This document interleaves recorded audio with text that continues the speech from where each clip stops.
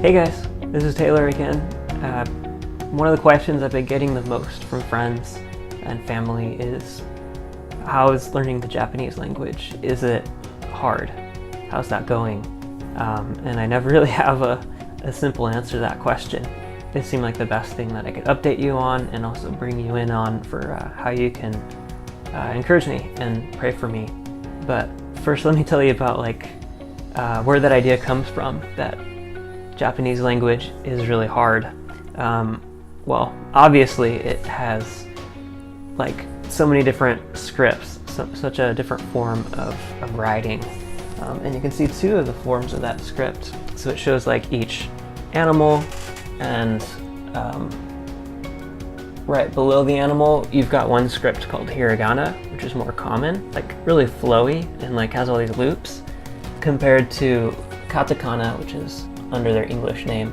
And the katakana, some of them look like smileys, but overall they kind of have an angular, boxy, simple kind of look to them. That's just two of the writing systems. Those are the ones that are an alphabet. But if you ever see Japanese written on maybe an instruction manual or on the washing instructions on your clothes, you'll notice there's also these much more complex characters. They look pretty much indistinguishable from Chinese. So you can see it on this book cover. They can be kind of curved and flowy. They can also have lots of straight lines and squares. Now there's so many different shapes and symbols jumbled together.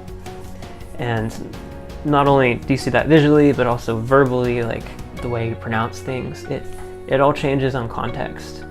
Two kanji put together, like sensei, you'll have a kanji for before and then a kanji for life, someone that's come before you and therefore can teach you. But that same kanji for life, you can also put it next to egg, nama tamago.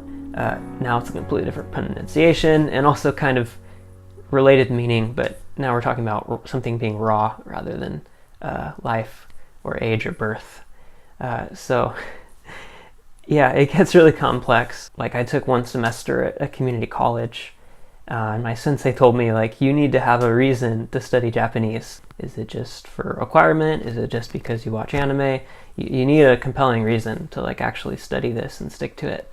So most people know that, and related to culture and related missions, that learning someone's language is important. But I also think about biblically. I think about from creation, that God spoke, and that's what created earth and heaven and everything in the earth. It was through speech, through language. And then he gives that to humankind, but when humankind becomes rebellious and bands together against God, the Tower of Babel, God at that point scattered their languages. He confused them, which is kind of like a punishment, but at the same time that means God created every language. But then that whole pattern gets reversed with the Christian church, because after Jesus leaves, he tells his disciples to wait, and the whole way that the church age kicks off is the Holy Spirit comes in to dwell in the believers. And on the day of Pentecost, they started speaking in other tongues or other languages.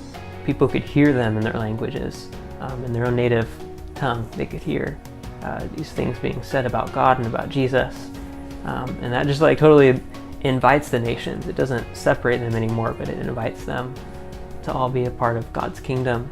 And so language is something that, along with people, it's going to be preserved eternally, and it's going to give God more glory than if we didn't have all those specific sounds and nuances of every language that God could be praised in.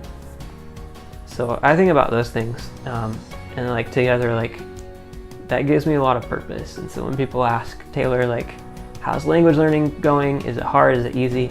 I tell them it's hard, but I tell them that it's very rewarding for someone that wants to see God's kingdom spread among Japanese people. I know I'm making progress in it, and I'm motivated in it because it is very hard. So I would just ask that you'd pray for me, specifically with language learning. I would ask that you'd pray just that I could be faithful, just that I could keep learning my language, Japanese language, in as a habit, like, and that I can take that with me when I'm in Japan, when I get busy. But when I'll fortunately have a sensei, I'll have a language teacher in Japan. And then please pray that that relationship would be blessed too. That, yeah, I would learn a lot about both language and culture and faith from my Japanese teacher. So that's what I've got for now. I really did mean this video to answer your question and honor you guys that are behind me. It's all of you guys too, and you've confirmed what I feel God's spoken to me. Arigatou gozaimasu, and see you next time. Bye.